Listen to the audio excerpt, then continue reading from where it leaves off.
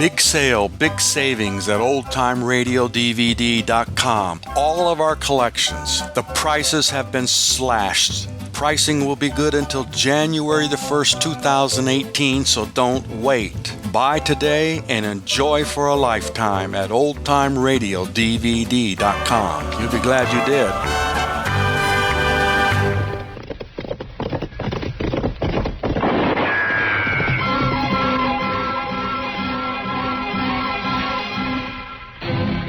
Around Dodge City and in the territory on West, there's just one way to handle the killers and the spoilers, and that's with a U.S. Marshal and the smell of Gunsmoke.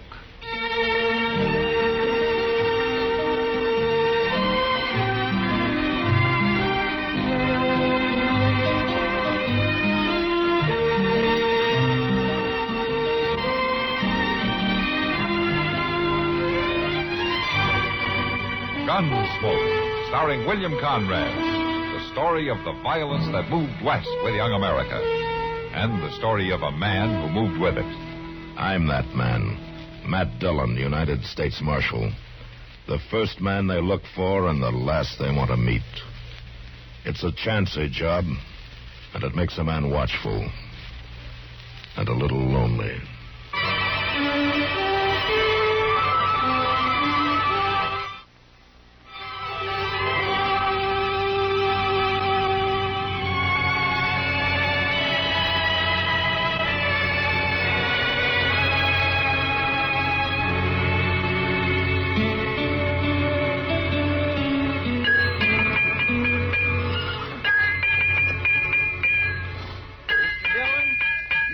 Keep this fire built up? Mr. Dillon? What? What'd you say, Chester? I say, do you want me to keep this fire going on the fort? No, let it go out. Well, I haven't got this shoe shaped right now. I never will. Now we'll quench it and see how it fits. Your own horse, next thing you'll be cutting your own hair. Haircut's different, Chester. Hold him steady now. We'll see how the shoe fits, huh? Easy, boy, easy. Hold. Why is it different, Mr. Dillon? Well, a bad haircut will never leave you stranded on the prairie 20 miles from Dodge. Reach me that hammer, will you? Here you are. Yeah, thanks. Moss Grimmick ain't that bad a blacksmith. Moss is all right. But I could still ride easier when I shod the horse myself. It's finicky, that's all. Oh, maybe. Moss does all right on my horse. I ain't throwed but one shoe in the last 6 months. Yeah? Well, that's just one too many. There. Whoa. Well, I'll trim the hoof now, and that'll stay on till it wears off. Well, after all that trouble, it ought to. I swear to goodness, Mr. Dillon, if I was horse put up here? Yeah, I guess so. It's a livery stable. I'll give him extra half ration of grain. Been rode hard today. How's that so? Where'd you come in from? Man got to tell his life history before he can leave a horse here. No. All you got to do is find the stable man. Ain't you him? He's up the street getting himself a cup of coffee. I'm the marshal. Oh. I didn't mean no offense, Marshal. There's none taken. My name is Argo, Ben Argo. Mighty proud to make your acquaintance. How do you do? I was aiming to come looking for you as soon as I got my horse took care of. Why? You see these here saddlebags? Yeah? What about them? They look kindly heavy. Yeah, they are heavy. Whew. I got a year's hard work up north of here at Gold Hill Diggings in them sacks. We're at near $15,000 in placer gold. Gold Hill, huh? I hear they had quite a strike up there. Oh, it's a big one, all right. Few months of hard work, a man can quit rich. Providing he's lucky enough to keep what he makes. What do you mean? Marshal, there's more crooks and outlaws up there than there is honest miners. The only way I hung on to this was take it out to the diggings with me in the daytime and sleep on it nights with a gun in my hand.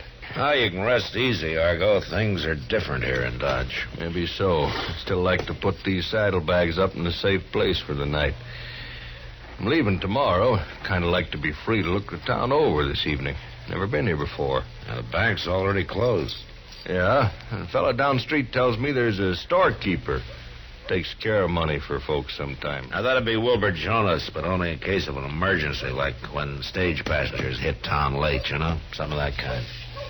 Well, Marshal, maybe you could tell him that this is an emergency. Well, is it? Well, I ain't a man to spook easy, but there's fellers up in Gold Hill knowed how much I left with, knowed where I was headed. I might have been followed. All right, Argo. I'll send Moss to take care of your horse, and then you meet me over at Jonas's store. I'll wait for you there. I'm much obliged, Marshal. It's no trouble. Come on, Chester. Yes, sir. Mighty grateful to both of you. You think somebody could have followed him to Dodge, Mr. Jones?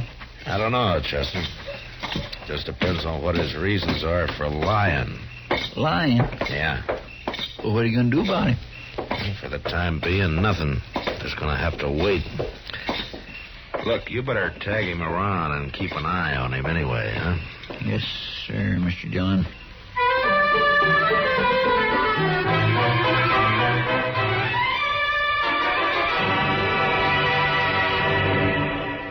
Hello there. Aren't you that memory expert?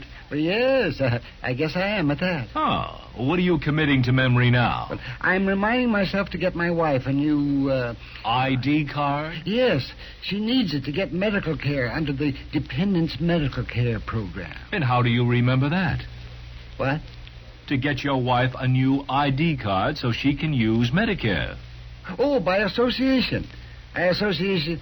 Let me see. Now, what were we talking about? Making sure your dependents have an ID card. Right. I associate cards with thinking with headaches, headaches with pain, and pain with doctors.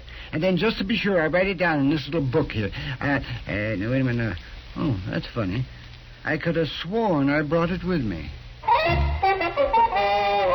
For more about Medicare, get the pamphlet Dependents Medical Care Program.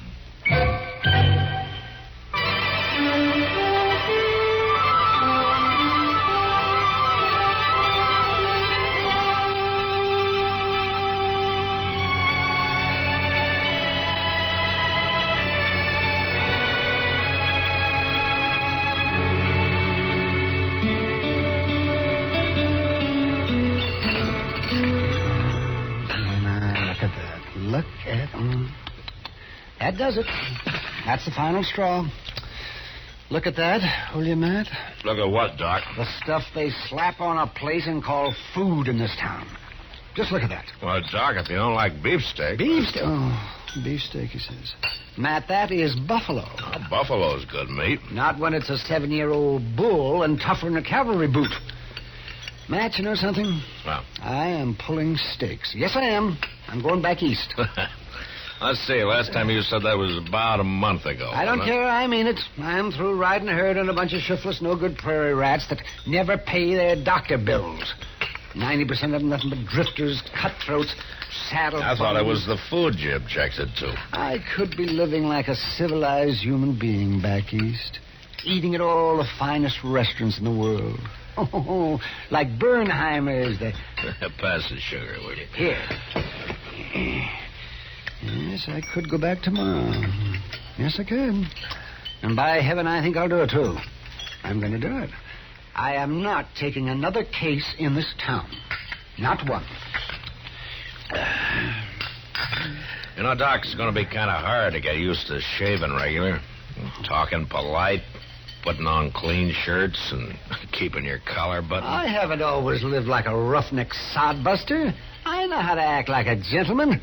Why, when I came out of medical school, I was one of the most promising young men. Oh, there you are, Doc.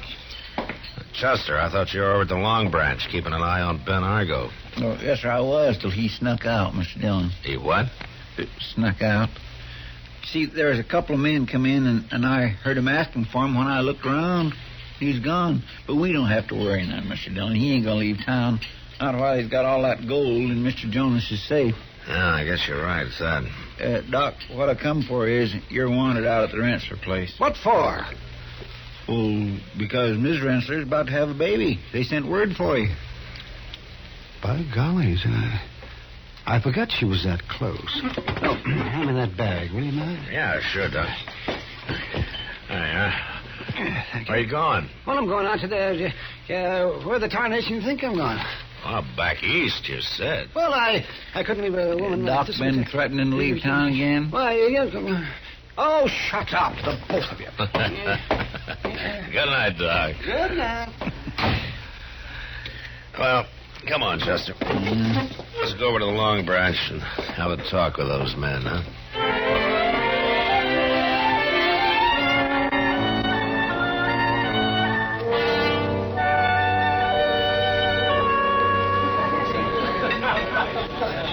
I'm glad you dropped in, Matt. I was just going to send for you. No, what for? I finally came. A month late, of course, and only one instead of 6, but I guess it's better than none. One what, Kitty? What are you talking about? Beer. Bach beer.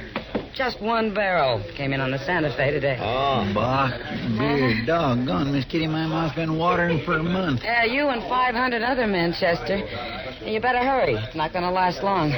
How about you, Matt? Mr. Dillon, couldn't we just take time for one glass? Them fellas ain't going nowheres right away. Oh, you go ahead, Chester. I'll join you in a few minutes. Yes, sir. I'll be right down there next to the barrel. Say, Kitty. Uh-huh. You know those 2 men down there at the end of the bar? Are those 2? Yeah. Well, they came in about an hour ago. I've never seen them before. Prospectors, I think somebody said, from way up around Gold Hill. I see. They were asking for somebody named Ben Argo, but I'd never heard of him either. They don't look very much like prospectors, do they, Matt? I'll see you a little later, Kitty. All right. Save a glass of that beer for me, will you? Sure, but you better hurry, Matt. Good evening, Marshal. Mr. Jonas? Care to join me in a glass? A little later, huh? Very well.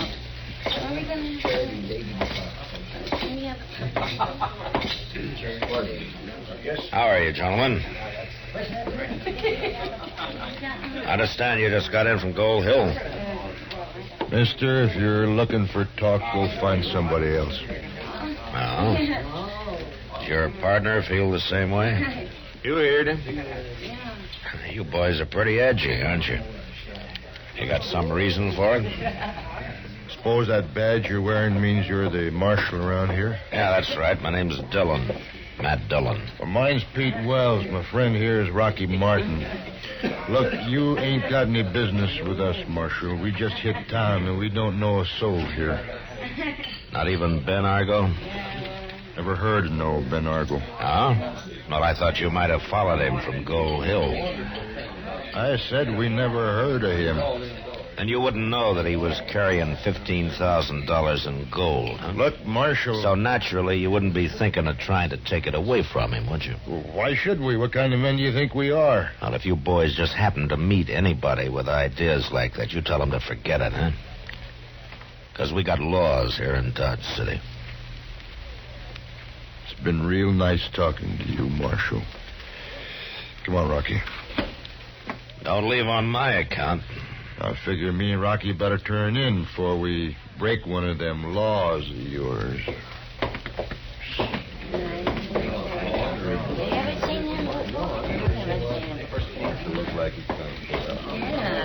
That fella up to something? I don't know for sure, Jonas, but they're lying. That Ben Argo was lying, too, and I'm not just sure why. Ben Argo, the fellow who put his gold in my safe? Yeah. He told me he thought he might have been followed from Gold Hill. Well, that's better than 400 miles. That's right. And then these men ride in and ask for Argo. And now they tell me that they don't even know him. I'm going to stop letting people use my safe, Marshal. I got nearly $40,000 in it tonight, and that's too much to be responsible for. $40,000? Where'd you get that much money? Fella I'd accommodated before. Gold buyer from the East. He got in on the late stage this evening. And Heaven Marshal, he came down from Gold Hill, too, now that I think of it. Why, maybe the two of them... Matt, on the street.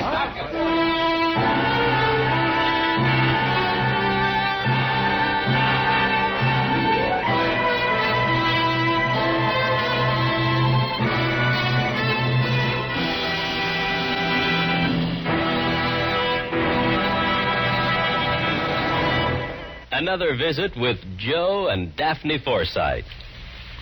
Joe, honey. Uh-huh. Joe, darling, put down the paper.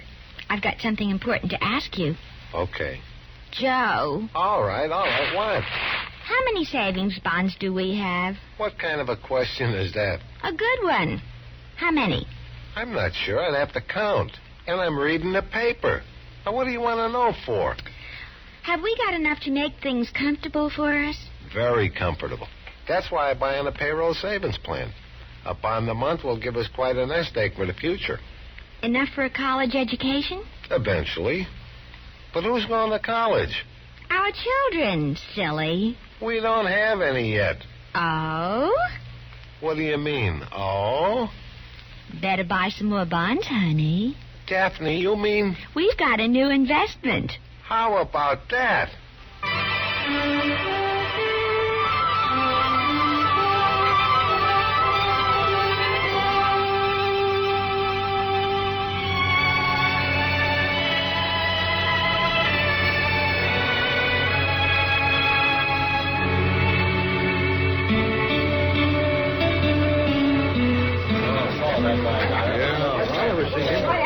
Let me through here, will you, please? Hey, get out of the way. Will you let me through, please?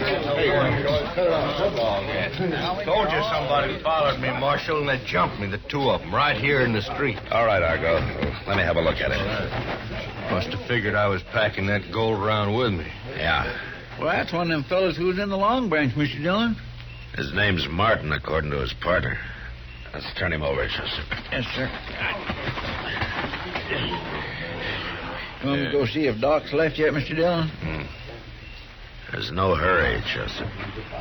You mean he's dead? Yeah.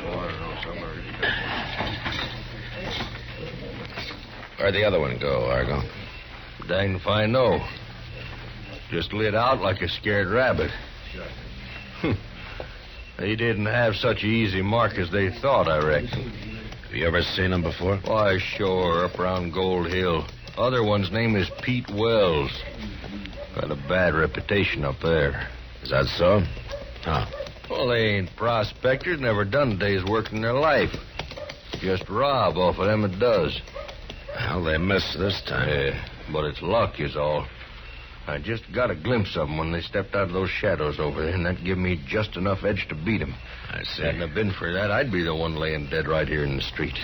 Yeah. I had a hunch somebody was going to make a try for that gold. Well, I guess the next thing to do is to round up Pete Wells. One kill in a night is enough.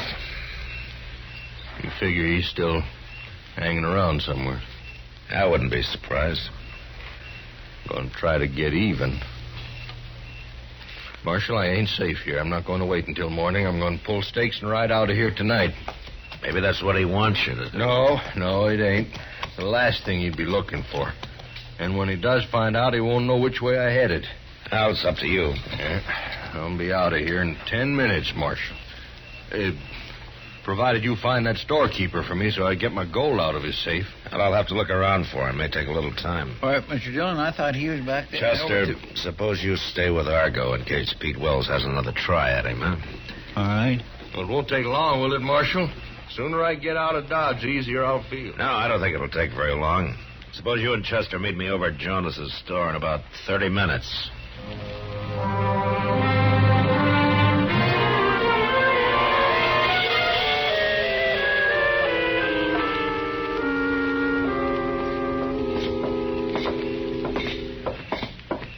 I think you're there waiting for us, Marshal. Yeah, it looks that way.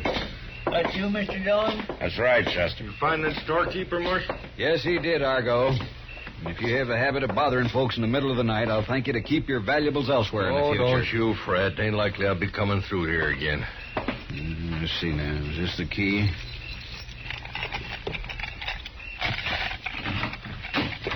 Come in, gentlemen.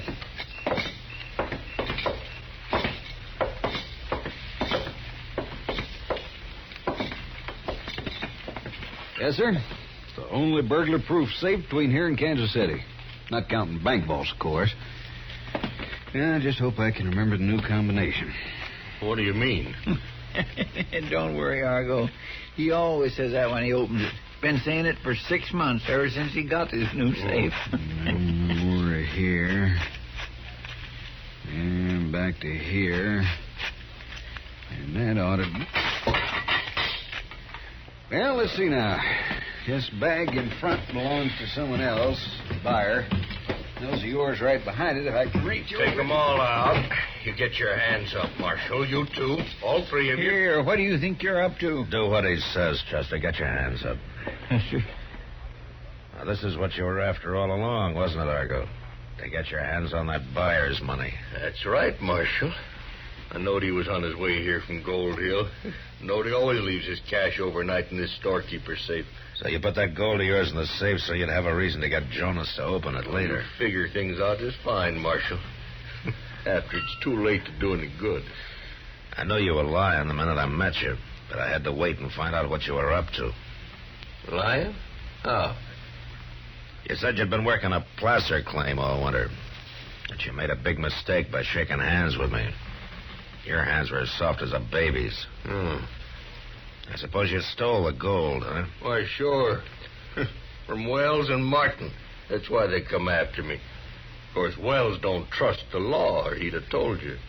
Well, I think he trusts it now. You're covered, Argo. Huh? Drop that gun. Wells, you found him, Marshal. You set me up on this. That's why you stalled me off. Do what he says. Drop your gun. I ain't dropping nothing. Don't be a fool, Argo!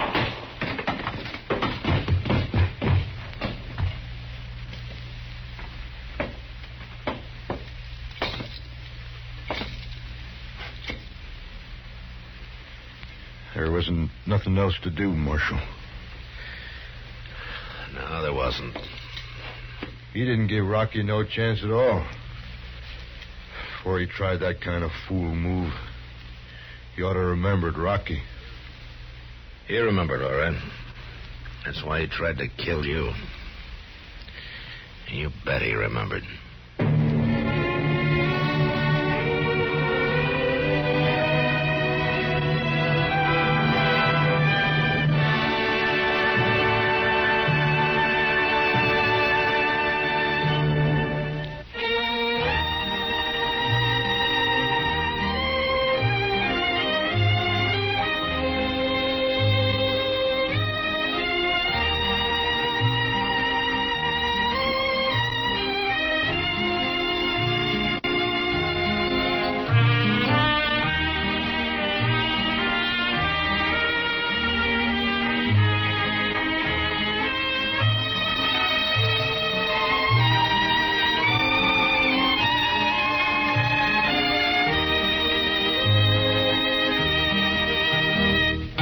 Gunsmoke, produced and directed by Norman McDonald, stars William Conrad as Matt Dillon, U.S. Marshal. The script was specially written for Gunsmoke by Les Crutchfield, with editorial supervision by John Meston.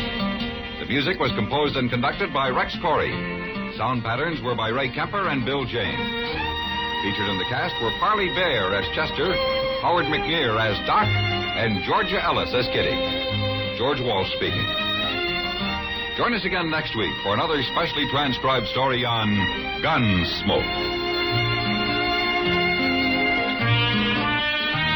This is the United States Armed Forces Radio and Television Service.